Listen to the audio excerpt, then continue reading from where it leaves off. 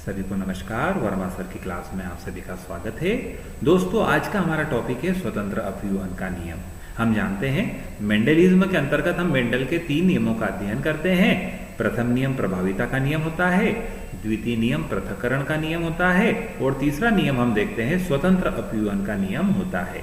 जो law of independence assortment होता है, स्वतंत्र अपव्यूहन का नियम, वह प्रदर्शित करता है कि जब एक संकर क्रॉस में हम एक विपर्याय लक्षण को लेकर के 2 पौधों के बीच में क्रॉस करवाते हैं तो प्रथम पीढ़ी में वह लक्षण प्रदर्शित होता है जो प्रभावी होता है, अर्थात प्रभावी लक्षण ही प्रथम पीढ़ी में दिखलाई देता है।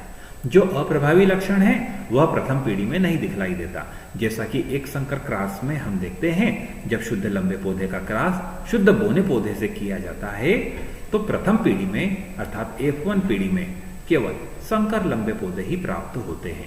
इसका तात्पर्य यह हुआ कि प्रभावी लक्षण F1 पीढ़ी में दिखलाई देता है, अप्रभावी लक्षण F1 पीढ़ी में नहीं दिखलाई देता। दोस्तों, यह अप्रभावी लक्षण यहां नष्ट नहीं माना जा सकता, अर्थात ऐसा नहीं हुआ कि F1 पीढ़ी में दिखलाई न देने के कारण बोनेपन का लक्षण नष्ट हो गया हो।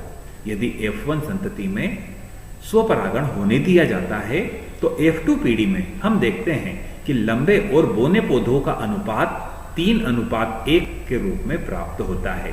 जीनोटाइप के रूप में इसे 1:2:1 के रूप में प्रदर्शित करते हैं, अर्थात बोनेपन का जो लक्षण F1 जनरेशन में दिखलाई नहीं दिया था वह अब स्वतंत्र रूप से F2 पीढ़ी में दिखलाई दे रहा है। तो यह हम देखते हैं मेंडल का स्वतंत्र अपव्यूहन का नियम कहलाता है। इन शॉर्ट हम बोल सकते हैं प्रथम पीढ़ी में केवल प्रभावी लक्षण प्रदर्शित होता है, अप्रभावी लक्षण प्रथम पीढ़ी में प्रदर्शित नहीं होता, किंतु यह लक्षण नष्ट नहीं होता। यह लक्षण आने वाली द्वितीय पीढ़ी में पुनः अपने रूप को प्रदर्शित करता है। Thanks for watching. बने रहिए वर्मा सर की क्लास के साथ। पुनः अगले वीडियो में हम इसी तरह हार्ड से हार्ड टॉपिक को भी सरल करके समझते रहेंगे। Thanks for watching. Good day. Bye.